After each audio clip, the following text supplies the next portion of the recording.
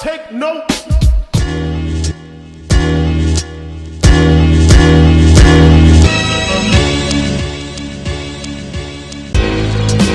Big Beach. We're here. My man, Alan, It's different this time. What's up, guys? The Knicks are above 500 back-to-back. We're tired. Last night at the Garden, it was crazy, and the team felt tired early, but they stuck it out, and it shows you. I was worried about this game. I thought this was maybe a trap game. They have a big emotional win last night. They have to travel. You know what I mean? Detroit's not good, so maybe not taking them seriously. And I could even tell early they were a little bit tired, like us, like the fans. But Guess what? It took over. They played hard. This is what a good team does. This is what a good team does. And so Detroit Pistons are the worst team in the league right now, right? However, even though they have such a bad record, they have beat some of the best teams, right? Yep. They beat the Lakers, they beat the Celtics. And it's funny because that's typically what we would do. And Clyde, when they were talking about it, that was like an old Knicks thing that we would do, where we would go out there and we would play really hard against these good teams, and then the teams that we're supposed to beat, we wouldn't. So I did go into tonight definitely thinking, you know what? These guys are tired. Randle played 41 minutes last night. Like, I could see them giving up. I could see them giving up this game. And then they play them back. Well, not back to back, but they play them again on Thursday, which, by the way, I would like to go to Thursday's game. Can we talk about that? But anyway. Yeah, talk about it. Yes. But anyway, so I figured, maybe they'll lose tonight's game and then they'll win Thursday's night's game. This was great. What we saw happen here is that we saw guys that, even though they might have come out in the beginning a little lethargic and a little off, like I think Randle started a little off, quickly started a little off. What I like to see so much, and I want to know who's responsible for this, is that they are able to, mid-game, whether it's the next quarter or the next half, but they're able to sort of come back in with a new energy and almost play a little, almost like they learned from the first half what they should and shouldn't do, and come back with like the right game and the right play. And this is not the first time, but this is the kind of third quarters that I want to see. Midway into the first quarter, they had this nice lead. They're playing confident. I'm wanting Julius to sit down at this point. I'm like, we got a 26-point game. Let him sit down. I understand why they left him in. But this is great. This is what we want to see. This is the development that we have wanted to see from the Knicks for a while. It's the buzz. Everyone's talking about it. You're seeing it. You're seeing it being done properly. You see it being done properly. First time. It's different this time. For real. Mike Green said it. Mike Green said it feels different this time. So, shout out to you, Mike. We want some copyrights on using our slogan. Now, you just spoke about the buzz. I want to talk about this because there's been a lot of national reaction to the buzz around the Knicks being good. There was a clip last night that was posted on Twitter of Knicks fans celebrating in the street last night, and it's gone viral on ESPN. All the NBA fans are commenting on it, and I'm going to bring that up later. But sticking with this game, Julius Randle. Let's talk about this man because tonight, like all season, again, just coming out every night and doing it. And tonight was even more unique to me because you could see he was tired. You could see he wasn't the Julius Randle we've seen, for 48 minutes all season. But he then was able to just decide at one point, all right, I'm just going to start killing it. And that is scary because that's what superstars do. And it's beginning to feel like, wait a minute. Is Julius Randle a real superstar in the making? And next year, it will be completely clear. Because right now, you know what it feels like? Obviously, he's taking some steps forward, but the way he's playing almost feels unsustainable because he's shooting. He brought up the stat, right? He shot 28% from three last year. Yeah. And now he's at like 43. Right. 43% from three is like Klay Thompson numbers, right? Chris Thompson talks about as his great shooter has never come close to 40% from three. Really, I think he got 41 year, but he's not been shooting this good ever. I gotta bring this up. Remember, Amari Stoudemire came in 2010 and started off crazy. Mm-hmm. I actually think Julius Randle is better than Amari Stoudemire was that year. Though Amari was scoring more, Julius is doing everything. He's playing crazy defense. He's passing. In a game like tonight, when he just decided to start scoring, it actually felt like they couldn't stop him, and it felt so easy for him. I'm still looking at some of the shots he's taking. And my brain is still like, oh, it's not a good shot. But the thing is, for stars, those are good shots, right? That's the shots you see Kawhi, Steph Curry, LeBron. Like, these guys take these shots. And Julius Randle, it sounds crazy to say this, But I'm like, is this guy about to be like one of the best 15 players in the league? He's about to play in the All-Star game, so maybe when we see him play against those, actually, that's going to be a really fun and interesting game to watch because he is going to be playing amongst his elite of the elite in the NBA, right? So I think we'll actually really get to see how does he add up next to them, right? How does he actually look playing next to them one-on-one? Because he's playing with this Knicks team right now. As much as we're happy with this Knicks team, this is not like an amazing team, right? Just yet. But so I'm actually be excited to watch him play against those guys and see how he handles up with them. Yeah, the All-Star game isn't really competitive. Usually it's a joke. It's a fun but last year it was really competitive late, and I'm hoping again we get like a tight game late because it would be fun. He probably won't be on the court, to be honest, late in the game. It's going to be like literally the 10 best players in the league, most likely. But he's putting himself up in that conversation the way he's playing now. It's not even a joke. We are what, 30? What do we? So we're 17 and 18. So that's 35 games in, right? Julius Randle has now done this for basically 40 minutes a night, 35 games into the season. That's half the season. Yeah. Sorry, and he's done it without having that number 2 play next to him. It has changed from game to game. Sometimes Burke steps up. Sometimes RJ steps up. Sometimes, Derrick Rose is stepping up. Different people are stepping up with him, but he doesn't have a consistent number 2 guy. And I also want to mention, in relationship to that All-Star game, because he was chosen by the coaches, because the coaches are the ones that actually vote in the bench players, right?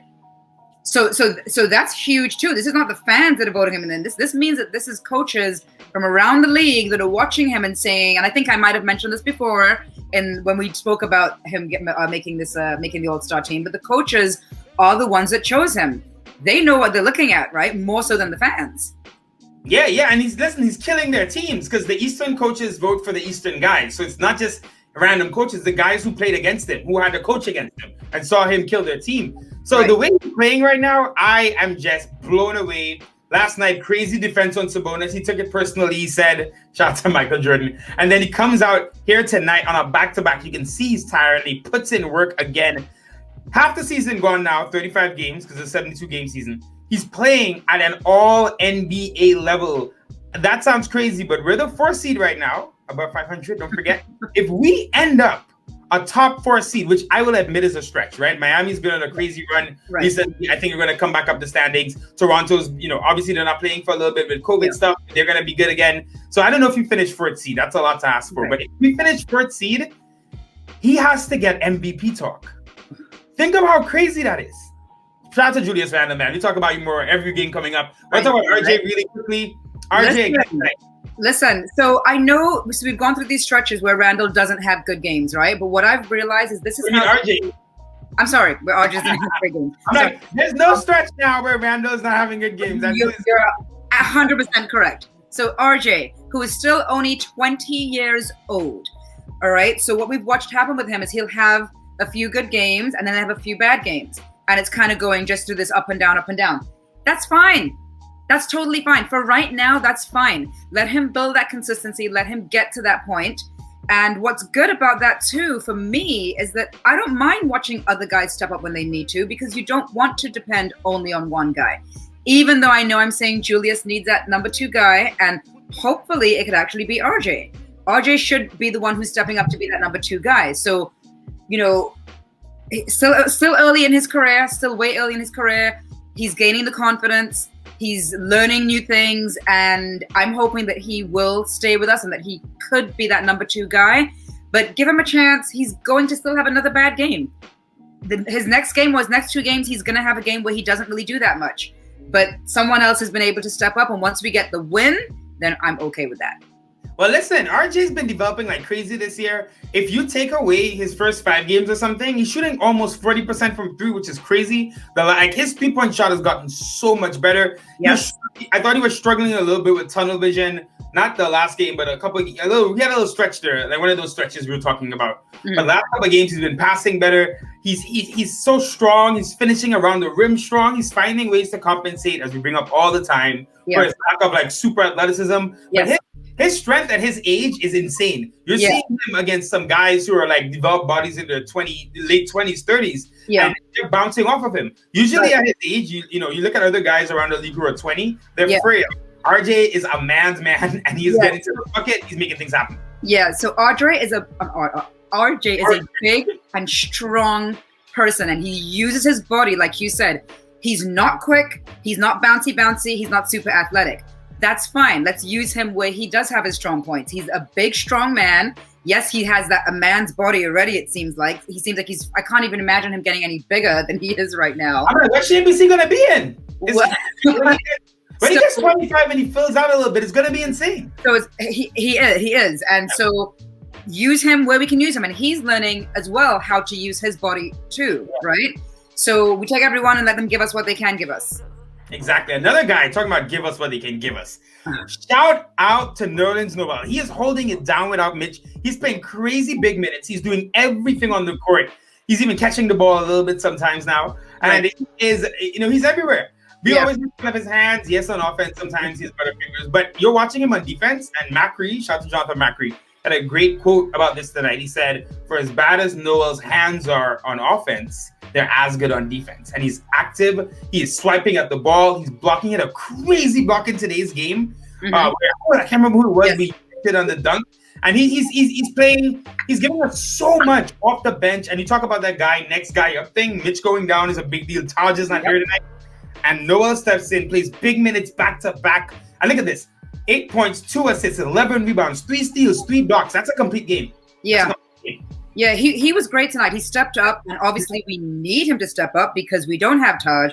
We don't have Mitchell. I mean, they literally had to put Randle in at the 5, minute and put an Obi at 4. So we do not have a center. So, Nerlens is going to have to do what he's doing right now. When are we expecting, are we getting any more news about Mitch, or is this like another 6 weeks? What do we have any? No, well, I'll say this. All-Star break is after this week. So that's a week, thank God. So Mitch will rehab. I think after All-Star break, I would guess maybe like 2-3 weeks before he comes back. Yeah. But Taj was a sprained left ankle, I believe. I'm pretty sure if he misses the rest of this week, which is likely, by the time All-Star break is going to 100% be back. So at least Noel, you're saying he has to do this for a couple more games. It's literally just like 2 more games. Right. And then we'll be healthy again. These guys do need a break.